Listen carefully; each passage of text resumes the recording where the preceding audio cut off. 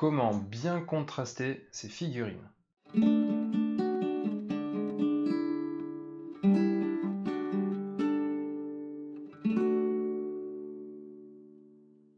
Et salut les copains et bienvenue dans ce jour 23 du challenge confinement. Et aujourd'hui, on va parler des contrastes et comment réussir à bien contraster ces figurines.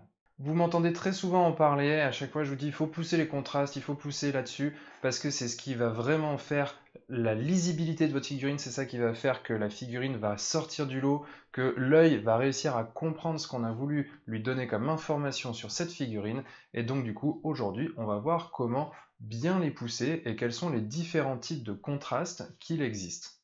Mais comme d'habitude, avant de commencer, je vais t'inviter à partager cette vidéo et à mettre le petit pouce. Demain, tout pile, ça fera un mois que j'ai lancé cette chaîne avec ma première vidéo sur la peinture des chiens du jeu Histoire de Peluche.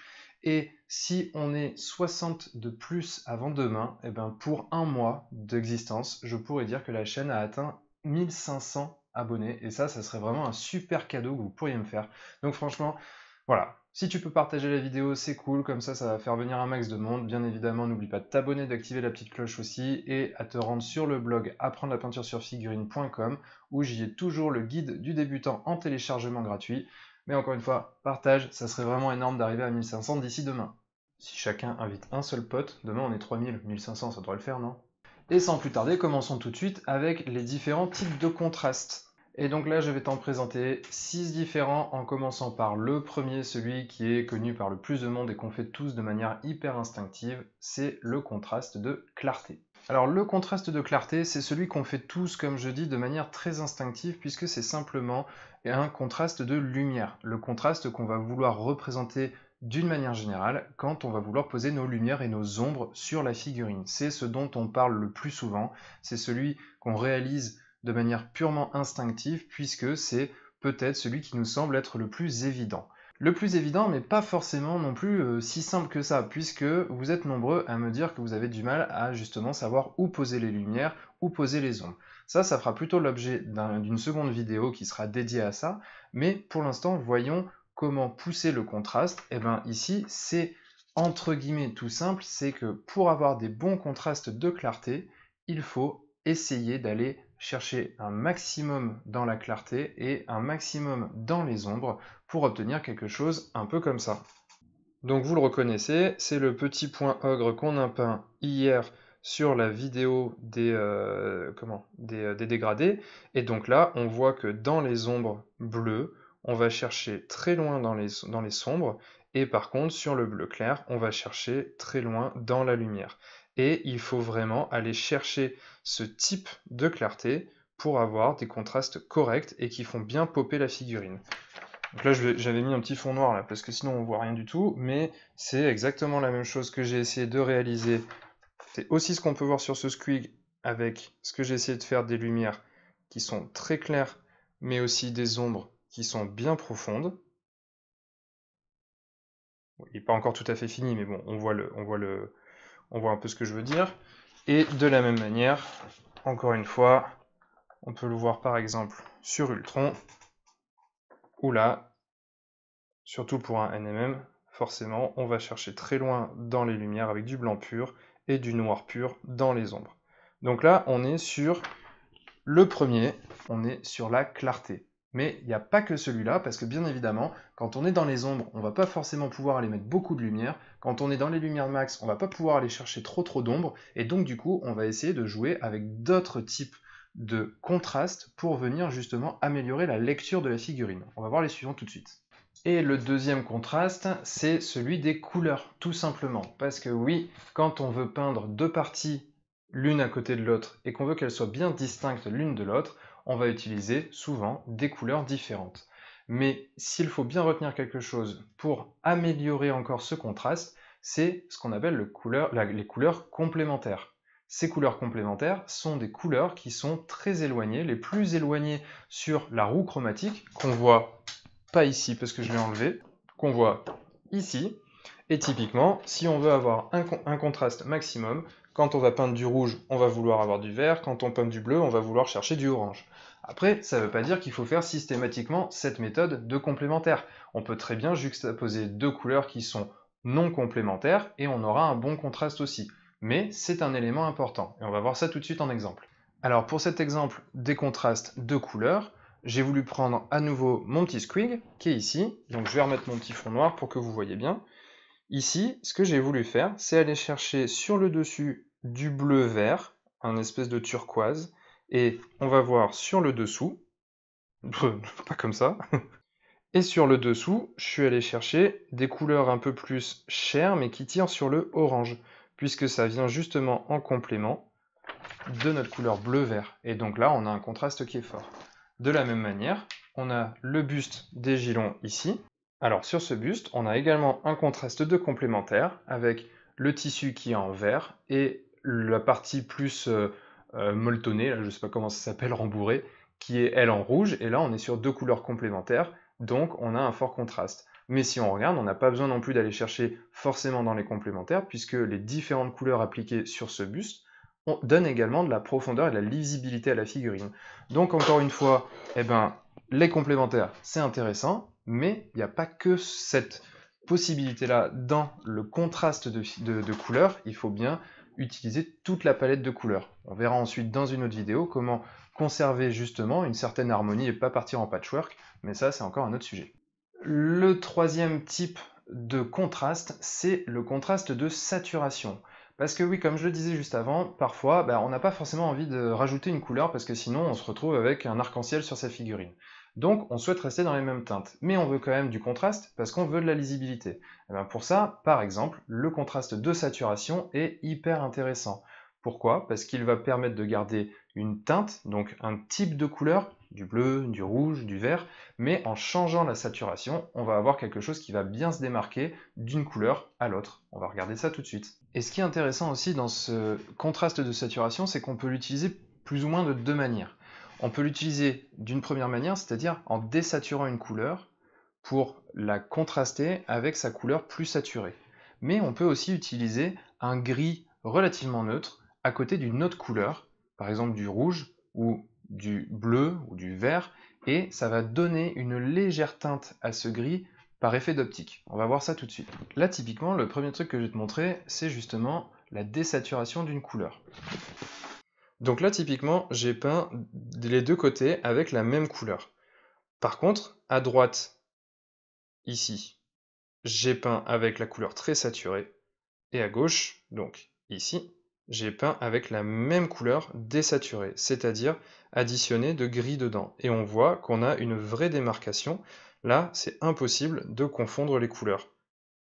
Donc ça montre qu'on peut aussi donner du contraste à la figurine en désaturant une couleur, même si elle reste plus ou moins identique. Et niveau saturation, le deuxième truc, c'est ce que je te disais tout à l'heure, c'est que quand tu poses une couleur et que tu poses du gris à côté, ça te permet de contraster également, tout en donnant une petite illusion d'optique. Donc là, on va voir ça tout de suite. Donc ce que je te disais tout à l'heure, c'est que tu peux aussi donner du contraste en posant du gris à côté d'une autre couleur, et par effet d'optique, on va avoir un contraste se former et le gris va être légèrement teinté. C'est très léger, honnêtement, on le voit quasiment pas à l'écran, mais je vais quand même te montrer ce que ça donne. Donc si on reprend notre point ogre de tout à l'heure, ici on a la partie grise qui est peinte juste à côté d'une partie bleue. Le bleu étant d'une couleur froide, on va avoir un gris qui ressort légèrement plus chaud.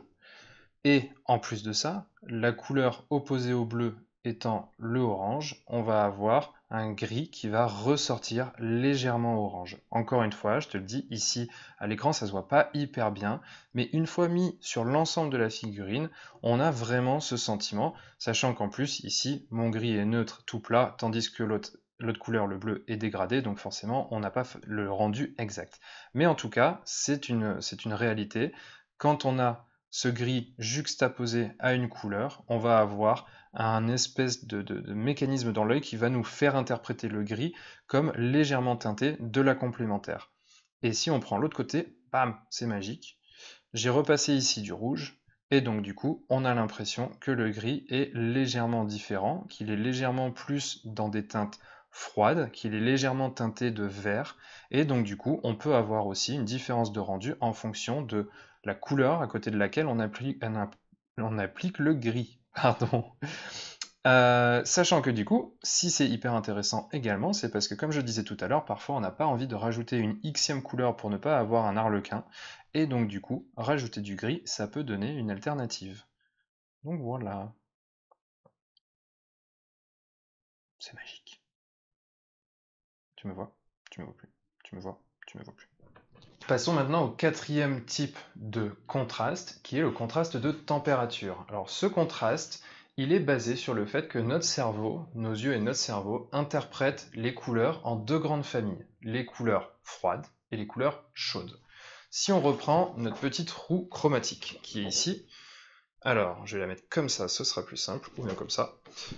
Ici, jaune à rouge, on va avoir les couleurs qui sont plutôt chaudes, et vert, bleu, violet, on va avoir les couleurs froides. Et ça, c'est des interprétations qui sont dues au monde qui nous entoure. Par exemple, le rouge fait référence au feu, le jaune au désert, le bleu, par contre, fait référence davantage à la glace. Et donc, on a cette interprétation de couleurs et qui va donner à notre œil une facilité pour les interpréter et pour voir du contraste, donc pour différencier une couleur de l'autre. C'est la base du contraste, différencier les couleurs, et donc jouer sur les températures nous permet de le faire. On va voir tout de suite ce que ça peut donner. Et donc de retour sur notre petit squig, on voit ici également ce que j'ai essayé de faire justement en utilisant ce contraste chaud-froid, puisque la grande majorité du squig est peinte dans des teintes qui sont froides, du bleu verdâtre qui tire sur le turquoise, qui est un peu blanchi sur le dessus. Donc évidemment, j'ai voulu contraster ça avec des couleurs plus chaudes. Donc sur les dents, par exemple, j'ai fait un blanc qui tire sur le jaune marron. Tandis que j'ai peint les gencives et les lèvres avec des teintes plus rouges, qui sont là aussi des couleurs plus chaudes. Et évidemment, les pattes et le dessous du corps, là aussi, j'ai mis des teintes qui sont plus sur le orange, puisqu'on est sur des couleurs plus chaudes. Et donc, encore une fois, ça nous permet d'augmenter le contraste.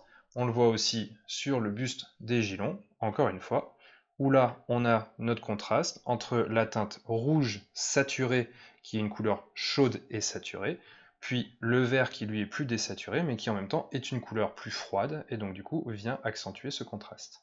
Un cinquième contraste qui est très intéressant aussi à utiliser, c'est le contraste de texture.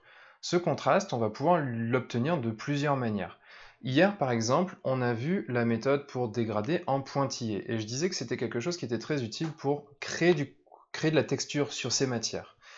On le sait, dans la vie, un tissu, tout simple, ne va pas réagir de la même manière qu'un cuir, par exemple. Je prends souvent cet exemple parce que je le trouve très parlant. Le cuir va être plus moucheté, va être plus tacheté, parce qu'il a justement cette texture. Il a un grain de peau, et donc du coup, ça donne une vraie texture, ça donne des vrais reliefs à la matière.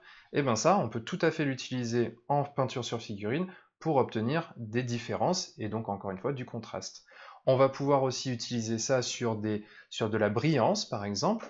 Comme quand on fait du sang, on veut que le sang soit brillant pour donner cet effet de texture brillante, et donc on va pouvoir venir jouer par exemple avec des vernis, en jonglant entre du vernis mat et du vernis brillant, pour alterner et pour mettre des points de focus sur certaines zones, notamment les zones brillantes, qui vont permettre de démarquer certaines zones de la figurine. Et donc, pour imager ce que je disais, on peut voir ici le travail que j'ai effectué sur le cuir, qui a été fait avec cette méthode des pointillés, justement pour créer du contraste, en ajoutant en plus de la clarté, bien évidemment, que j'ai utilisé ici pour représenter les lumières, représenter de la texture. Texture qu'il y a beaucoup moins sur cette partie-là et cette partie-là, et ici aussi.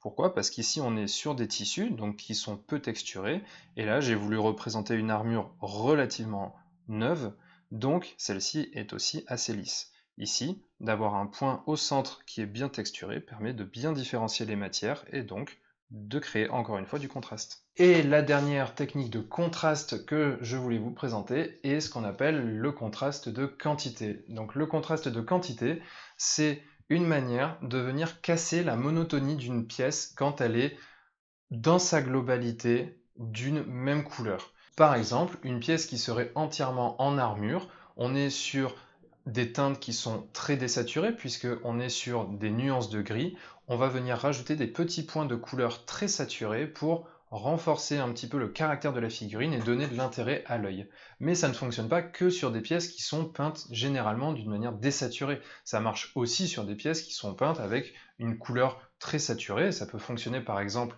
avec une pièce qui serait peinte quasiment entièrement en rouge et sur laquelle on viendrait ajouter des points. Alors, on pourrait partir assez naturellement vers du vert puisque c'est la couleur complémentaire, mais on peut très bien aussi partir sur des petits points de jaune, des petits points de bleu, à n'importe quel point, ou même des points de gris pour désaturer, mais en tout cas pour venir casser la monotonie de la pièce. C'est ce qu'on appelle le contraste de quantité. On va voir ça tout de suite. Et donc pour ce dernier contraste, le contraste de quantité, je ressors ce bon vieux Ultron.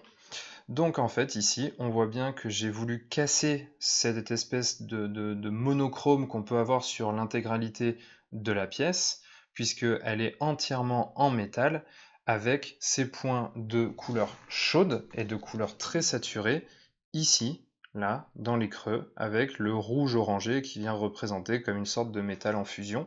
Il y a aussi, et là on est plus sur des nuances, des petites nuances de turquoise, ici, là, pour faire ressortir un petit peu le métal, pour casser en tout cas la monotonie du métal et la monotonie de la pièce en général. Donc ici, on a le parfait exemple de ce qu'est un contraste de quantité, c'est-à-dire des petits points très saturés sur un ensemble qui l'est beaucoup moins. Et voilà, c'est fini pour cette vidéo sur les contrastes. J'espère, comme d'habitude, que ça t'aura éclairé un petit peu, que tu auras appris quelque chose dans cette vidéo. N'hésite pas à travailler, à essayer ce que je viens de te présenter. Bien évidemment, c'est comme tout, ça met un petit peu de temps pour être maîtrisé. Moi, personnellement, je ne le maîtrise pas encore du tout. Je pense que j'ai encore plein de choses à apprendre, évidemment.